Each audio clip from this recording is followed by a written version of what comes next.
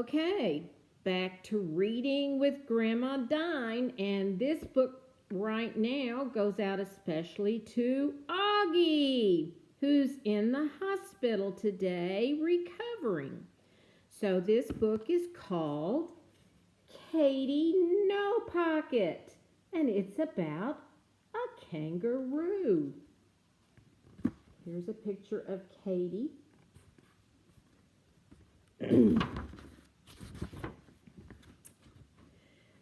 Big tears rolled down Katy Kangaroo's brown face. Poor Katy was crying because she didn't have a pocket like other mother kangaroos. Freddie was Katy Kangaroo's little boy, and he needed a pocket to ride in. All grown-up kangaroos take awfully big hops, and little kangaroos like Freddie get left far behind unless their mothers have nice pockets to carry them in. And poor Katy didn't have any pockets at all. Katy Kangaroo cried just thinking about it, and Freddie cried too. And then all of a sudden, Katy had a wonderful idea. It was so wonderful, she jumped 6 feet in the air. The idea was this. The other mother kangaroos had children, and they didn't have any pockets. She'd go ask them how they carried their babies. Freddie looked all around to see who to ask, and Katy looked all around too. And then they both saw 2 bubbles rising up from the river right beside them. "Mrs. Crocodile," said Katy, feeling a lot better already. "She doesn't have any pockets. Let's ask her." A lot of big, muddy bubbles came up from the water. And then Mrs. Crocodile stuck her enormous head up and opened her enormous mouth and smiled. "Why, Katy Kangaroo, what can I do for you today?" "Please, Mrs. Crocodile, I'm so sad," said Katy. "I don't have a pocket, and Freddie has to walk wherever we go, and he gets so tired. Oh dear," and she started to cry again. The crocodile began to cry too, and then she said, but what can I do?" "Well, you can tell me how to carry Freddie," said Katy. "How do you carry little Catherine Crocodile? Oh, please tell me." "Why, I carry her on my back." "Of course," said Mrs. Crocodile.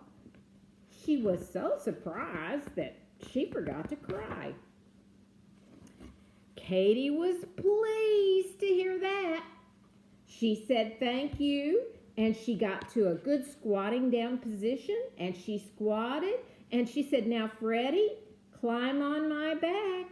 After this, it'll be so simple, no trouble at all." But it wasn't simple. In the first place, Freddie couldn't climb on her back because he didn't really have any arms. He couldn't hang on because his front legs were too short. And when he did manage to hang on for a few minutes and Katy gave a long hop, he fell off. Bump, bang, with a terrific thump. So Katy saw she could not carry her baby on her back. Doesn't work, does it? Katy and Freddie sat down and thought and thought. "I know we'll ask Mrs. Monkey. I'm sure she can help me."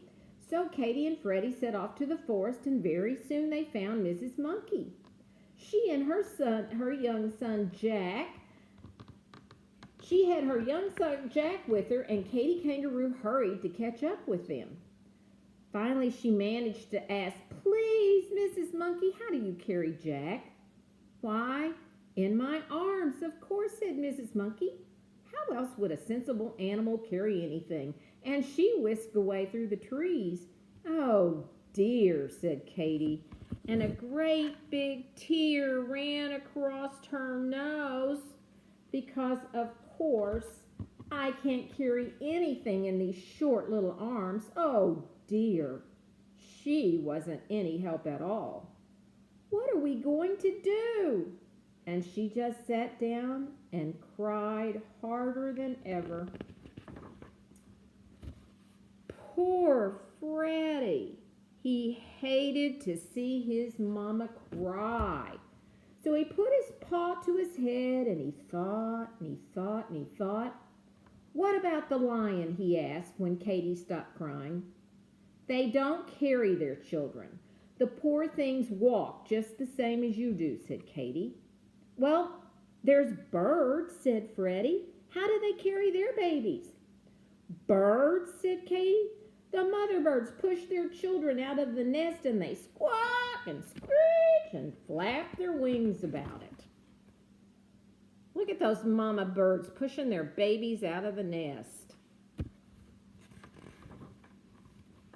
Then all at once Katy Kangaroo stopped crying and looked at Freddie. They do say the owl knows almost everything. Well then, for goodness sakes, let's go ask the owl, said Freddie. And they finally found him, fast asleep in an old dead tree.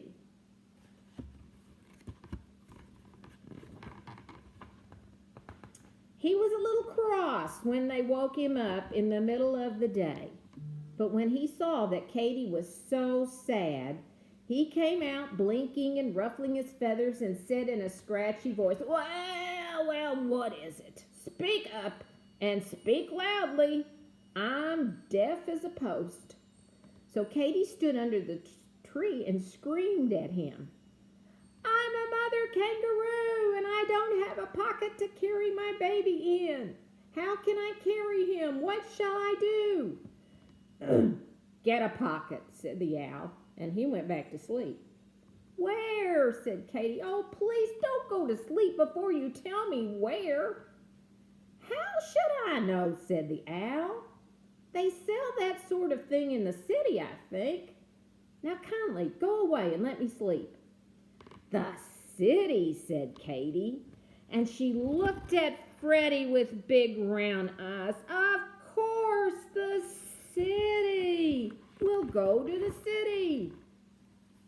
Katy was so excited she almost left Freddie behind as she went leaping over bushes and hopping along the path, singing in a sort of hummy way a little song she just made up. Hippity, hoppity, flippity, floppity. Wasn't it a pity? I didn't know it was to the city I should go. She hopped so fast that Freddie could hardly keep up. Soon she left the woods behind and came to the city, where there were stores and houses and cars. The people all stared and stared at Katy, but she didn't notice.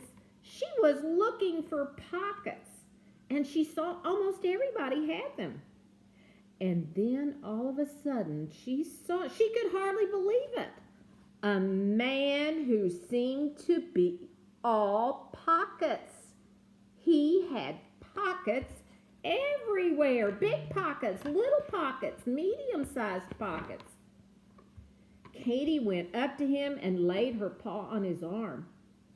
He was a little frightened, but she had soft brown eyes, and she said, please, dear kind man, where did you get all those pockets?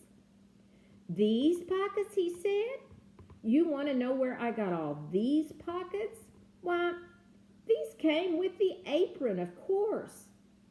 You mean you can really get something to put on with all those pockets already in it? Asked Katy. Sure you can, said the man. I keep my hammer and nails and tools in my apron. But I can get another one. I'll give you mine. I think this is a pretty nice man. He took off the apron and dumped it upside down. Out fell a saw, a wrench, nails, a hammer, a drill, and lots of other tools. And then the man shook the apron hard and turned it right side up again and hung it around Katy's neck and tied it behind her back. Katy was so pleased and excited and happy that she couldn't speak. She just stood still and looked down at the pockets and smiled and smiled and smiled. By this time, a big crowd had gathered to see what Katy Kangaroo was doing, and when they saw how pleased she was, they all smiled too. At last, Katy was able to say thank you to the nice, kind man, and then what do you think she did? She popped Freddie into a very comfortable pocket, and she hippity-hoppitied home faster than ever before because, of course, she didn't have to wait for Freddie. Look at that. And when she got home, what do you think she did? Well, she had so many pockets that she put Freddie into the biggest one of all. And then into the next largest, she put little Leonard Lion. Thomas Tortoise just fitted into another pocket. Sometimes she had a baby bird if its mother was busy at a worm hunt. And there was still room for a monkey, a skunk, a rabbit, a raccoon, a lizard, a squirrel, a possum, a turtle, a frog, and a snail. Look at all these animals that Katy could carry in her pocket. So now all the animals like Katy's pockets better than any other pockets in the whole forest. And Katy Kangaroo is very happy because she now has more pockets than any other mother kangaroo in the world. And that's the story of Katy Kangaroo.